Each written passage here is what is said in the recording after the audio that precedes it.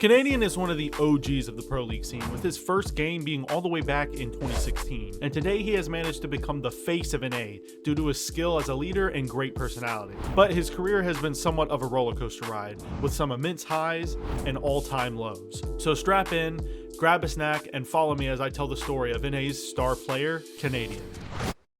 Canadian's first major step in being a pro player was on June 7th, 2016 when he joined Team Orbit. While on this roster, he would play alongside Young, who he would go on to become great friends with, and Kickstar, who was considered to be Siege's greatest caster. Together alongside their teammates K9 and Snakenade, they would manage to accomplish something that none of them had managed to do before, that being to qualify for the Season 2 finals. Unfortunately, even though they did qualify, they wouldn't end up winning. But with the taste of victory being so close, it only motivated Canadian even more. Immediately after the loss, he would decide to leave Team Orbit and join Continuum, alongside some big names like Necrox, NVK, Retro, and his previous teammate Young. This would end up being one of the best decisions a Canadian could have possibly made for his career, because him and this new roster would go on to stomp the competition in Pro League and win the finals, a first for everyone on the roster. Factor, Continuum, can't find him, but there's the second kill! Retro's They're done gonna it! get it! More than enough time to defuse. Continuum are the first North American team to win Rainbow Six Pro League. Moving on to the following year, Canadian's leadership would prove to be the best in the entire game when Continuum would dominate their way through the very first Invitational, putting them in the grand finals.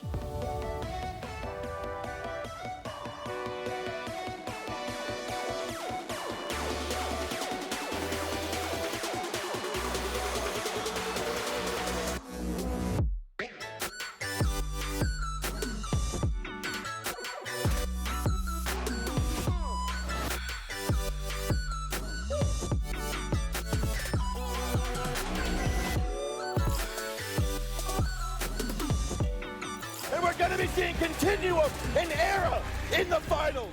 After managing to knock out Santos Dexterity, things were looking better than ever for Canadian and the entire team. Could Canadian manage to lead his team to a victory on the big stage, or would he let the trophy slip through his fingers? Well, let's just say his team made history. Coming in through one minute, Crook will kill him, and flick across the game. Slash Brune behind the side, and NBK will get him as he stands up, and get Avian! Away as the shots are rattling in from outside, and Snake exposing himself as he runs away. Camera take now, K9 in the back has been taken into the side. He's in and they weren't ready, but Necrox trains to go, it's Avian alone, and he drops down. Continuum are your world champions!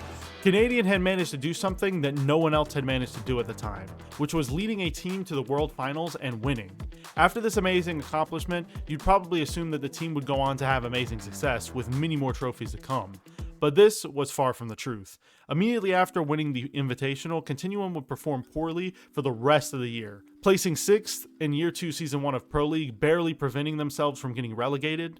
Onto BC, that's 2 from total, but nope, Young on the window. Then in Year 2 Season 2, they would place 5th, only one position better than the previous season. It has to go down. He's around it. No, can you see the booty? Smack the booty, Mint, and does it. And that's going to be it. Flip side tactics. They're going to go to the playoffs. After their disappointing showings in the previous 2 seasons, Canadian was disappointed to say the least. But good news was on the way for the NA star roster. The news being that Evil Geniuses would be picking up the roster. This was Canadian's first time working under a Tier 3 org, and the excellent funding that working under an org of this magnitude provides was hopefully going to give them the boost they needed to turn things around.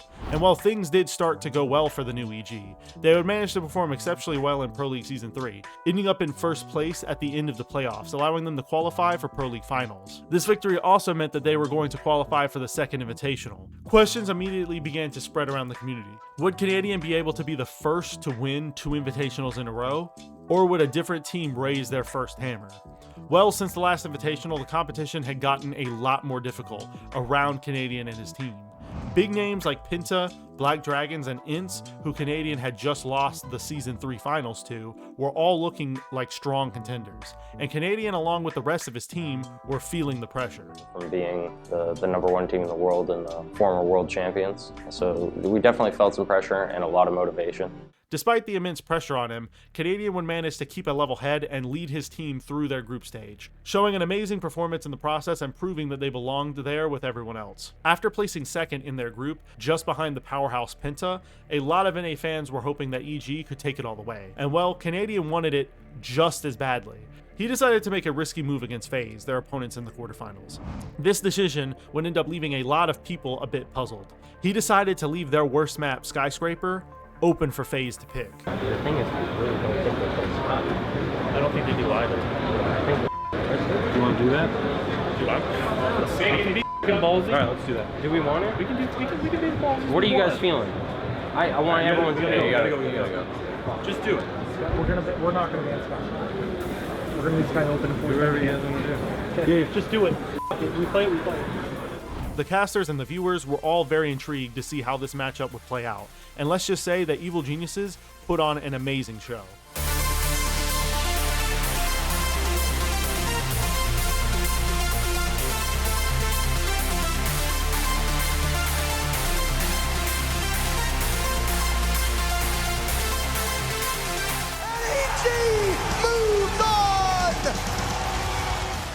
Turns out Canadian's call was right, and his team trusting in his leadership is what allowed them to take their narrow victory in the quarterfinals. After their surprisingly close victory, they would go on to face Rogue, who they had a lot more information on, so they were confident.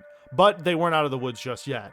This series was so close that they prevented themselves from getting eliminated by just one round. But luckily, after their close call on Clubhouse, they would manage to win the series against Rogue, allowing them to move on to the finals against one of Siege's most dominant teams, that being Penta.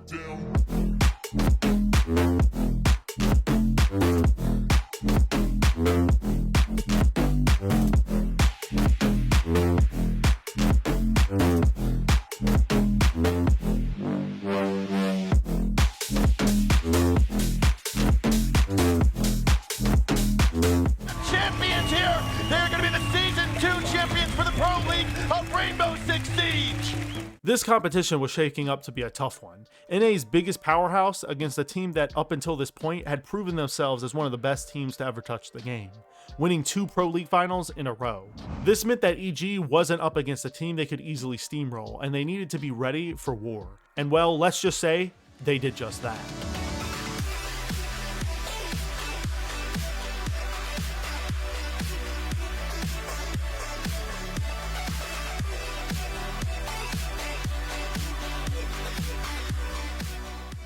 After putting themselves up 2 maps, things were looking great, and the team's optimism couldn't have been higher. The fans were extremely hyped for NA to take home another trophy, but Penta weren't happy with losing just yet. They would go on to beat EG on Cafe 5-3. Down to next to no health. He'll take Goga, but he now has a shield in his way. Very difficult. With only one, be able to eliminate a Monte, but Penta takes their first map. And then they would beat Evil Geniuses again on Bank 5-2 to tie the series. And it's not going to happen. Penta win. Bank put it onto the final map with his best of 5. This meant that the series had basically been boiled down to a best of 1, except now the momentum was in Penta's favor, considering they had just won 2 maps in a row. Needless to say, Evil Geniuses was demoralized. Canadian tried to turn things around mentally in the team, but it was just simply too late. They would end up losing in overtime to Penta, resulting in one of the most viewed clips in Siege's esports history. They'll look to push together. The diffuser in a position where they'll have to see when the Hibana goes through. One will cover the doorway. As they start to defuse, Pengu goes for one on the Young. Can he go the second? They're often known as the best team in the world. This loss was heartbreaking for the roster, including Canadian. And can you blame him? He was responsible for allowing one of the biggest comebacks in Siege esports history to occur. Also, this loss stopped his ability to raise the hammer twice in a row dead in its tracks. But where most people would quit, Canadian kept at it with the hopes of getting to raise his second hammer. Following the 2018 Invitational, EG would go through a massive losing streak, getting eliminated at 8th place during the Season 7 finals by their new rivals Penta. Like a mile, and from below, it's Kanto, the sub, sending Evil Geniuses home. They then went on to place second at DreamHack Austin against Millennium. For Millennium, the French will get it. Yogurts takes it, and your DreamHack Austin champions are Millennium. They were able to gain a little bit of momentum by winning the OGA Pit Season 1, but going into the Paris Major, a lot of people who had believed in them before had lost hope, citing their terrible performance over the last 6 months. But with Canadians' uncanny ability to counter-strat, they were able to surprise us all.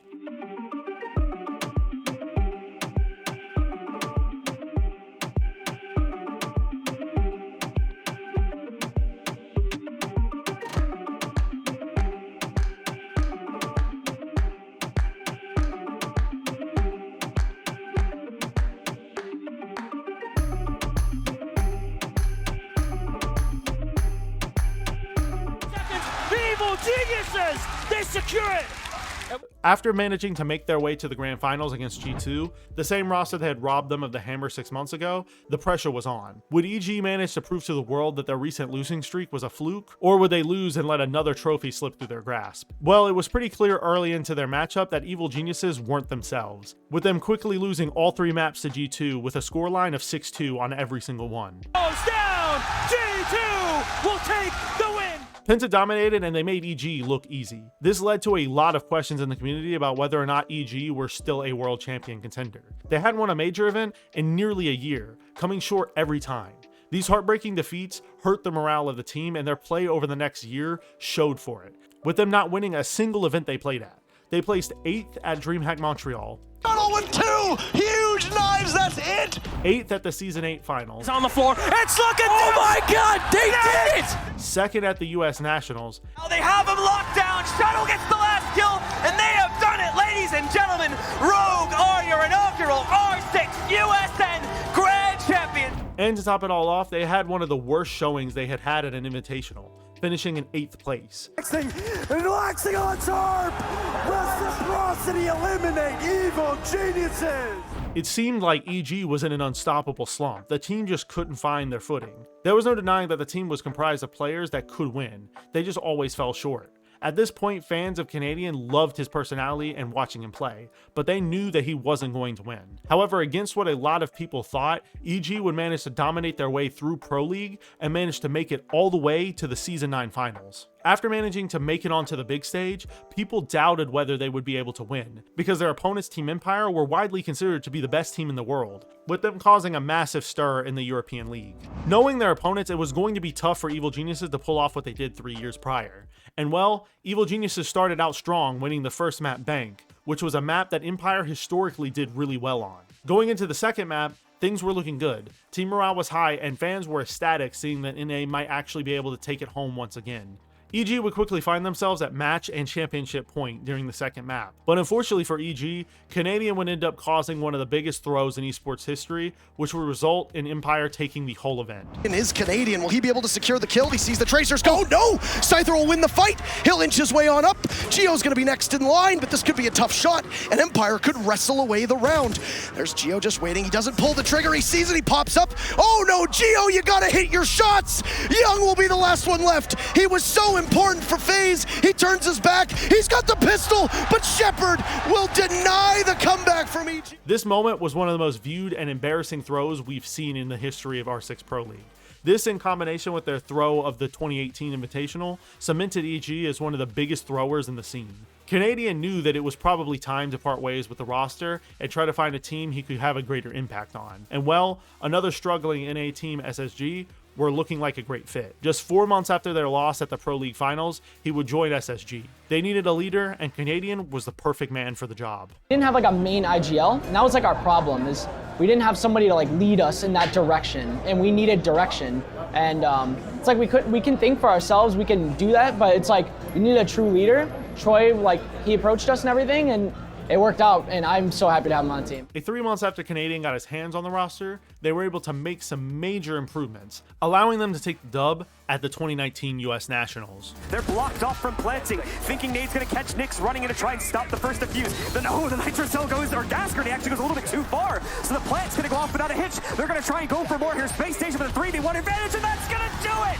Thinking Nade shuts it down on Retro with the final kill, and Space Station Gaming are your 2019 US Nationals champions! After that performance, it looked like Canadian had made his mark on the team, and that he had finally regained his footing in the R6 Pro scene. Unfortunately for him, however, SSG had yet to qualify for the 2020 Invitational, so they would have to fight their way through the NA Open qualifier. But they were able to pull it off, beating out teams like Sonics and Canadian's previous org, Evil Geniuses. This meant that SSG had secured themselves a spot at Invite, and for once, people actually had faith in Canadian and his team. Fans couldn't help but notice the team's all-star roster, but the question was, could SSG make the distance, or would Canadian carry his team's previous demons along with him? Well, they ended up dominating in their group, allowing them to be in the winner's bracket for the quarterfinals against the LATAM powerhouse MIBR, and surprisingly, they were able to walk through them, winning 2-0. go up to 7 and claim map number 2 in their favor. A 2-0 victory for them. They push onward. Following their victory against MIBR, they were able to carry that momentum into a victory against their NA rivals, Dark Zero. And it was even more dominant. Shottable as well. Canadian moves in to finish off the job, and SSG take it on round number 11. 2-0 in their favor. After this, SSG was feeling pretty good. They hadn't dropped a single map, and they were now in the upper bracket final against fan favorites TSM. Both teams were extremely strong NA powerhouses, but the question was, which would represent NA in the finals? Well, the series started off poorly for SSG, with them losing Bank 7-4. Utility TSM takes SSG's map up 1-0. However, SSG didn't let this get to them, and they came back with the explosive gameplay they had been showing for the entire event, resulting in them beating TSM 2 games in a row and moving on to the grand finals. Finally getting some action in Geo. He's been cut off. If he goes down, that's it! Space Station Gaming takes control of the series and moves into the grand finals. After defeating TSM, Canadian found himself fighting for the hammer for the 3rd time in his career. This time against Ninjas in Pajamas, who were kind of an underdog. NIP was a dominant force in LATAM, but no one was expecting them to make it this far. But good news for SSG, they were in the winner's bracket. This meant they got a map advantage over NIP, which in turn meant that SSG would only have to win 2 maps to take the whole thing, while Ninjas in Pajamas had to win 3. Even though this gave them a huge advantage, that advantage would quickly be swept away when NIP dominated the first 2 maps. The biggest advantage that SSG had is now gone. I can kill Canadian planting, but nobody's there to watch them. Timer's out, and that's the map. 2 in a row for Ninjas in Pajamas. Canadian and the rest of the SSG roster quickly found themselves in the worst possible position. NIP was 1 map away from winning. Would SSG throw their map advantage away, or would they manage to reel the win back in and lift Canadian's second hammer? Well, I'll just let the gameplay speak for itself.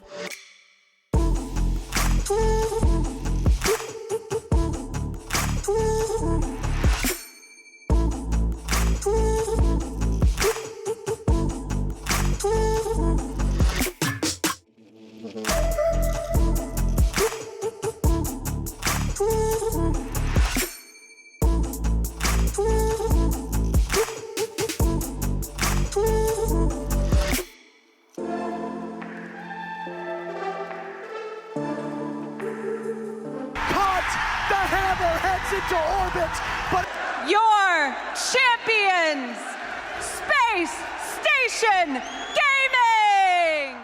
This was monumental for the entirety of SSG. It was the first time the org had ever won an international event, and it was a lot of the roster's first time winning as well. This W proved all of Canadian's doubts wrong, and it showed that his style of counter-stratting was capable of still dominating internationally. After SI, SSG would continue to perform well internationally, winning Season 11 of North American Pro League, placing 1st in the NAL, and placing 3rd at the 2020 August NA Major, losing to their NA rivals TSM.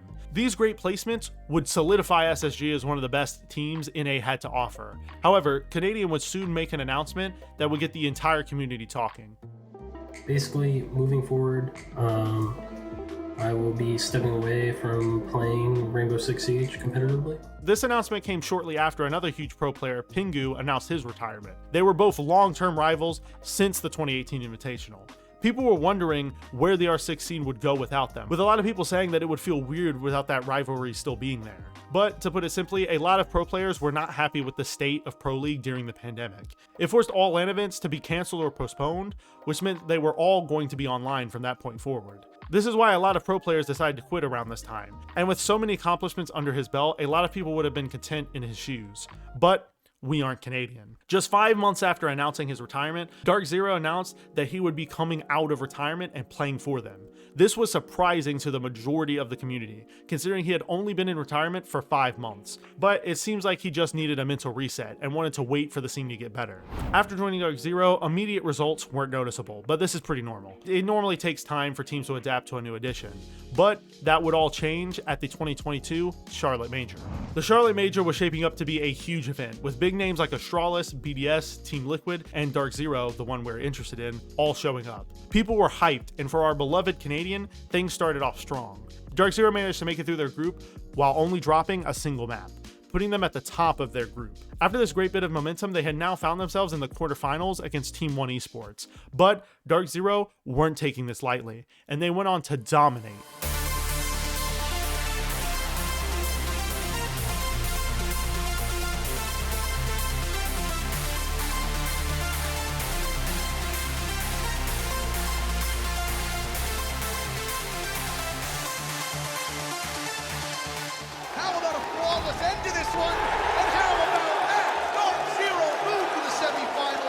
After this, Canadian was now in a place he was too familiar with, the semifinals of an international event, and they were up against another Latin American team, that being Team Liquid. But Dark Zero made them look easy, accomplishing the same thing that they had done to Team 1.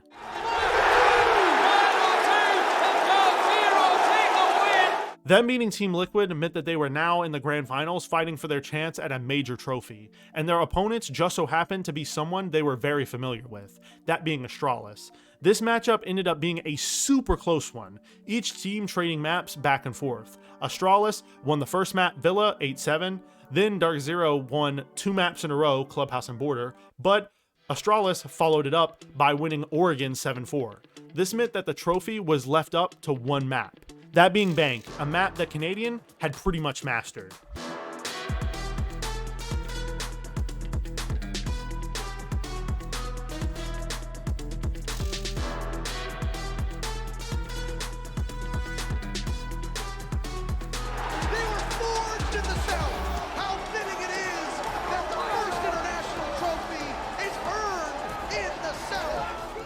After this amazing showing, Canadian had now managed to win himself 4 international trophies across 3 organizations and rosters. This proved to the world that Canadian was one of the most gifted minds that Siege had ever seen. He may not have had the most favorable placements over the last 6 months, but he is still one of the GOATs in my eyes. How long until his old ass finally retires? Well, I don't think anyone knows the answer to that. But no matter what happens, he will likely go down as one of the best leaders to ever touch Rainbow Six Siege. Hopefully you guys enjoyed today's video. If you did, I make Siege content just like this twice a week. So go subscribe to the channel and follow me on Twitter if you don't want to miss the next upload. If you want to watch another video just like this one, a video will be popping up on your screen right now where I discuss the history of G2 in the R6 scene. I'll see you next time, friends, and peace.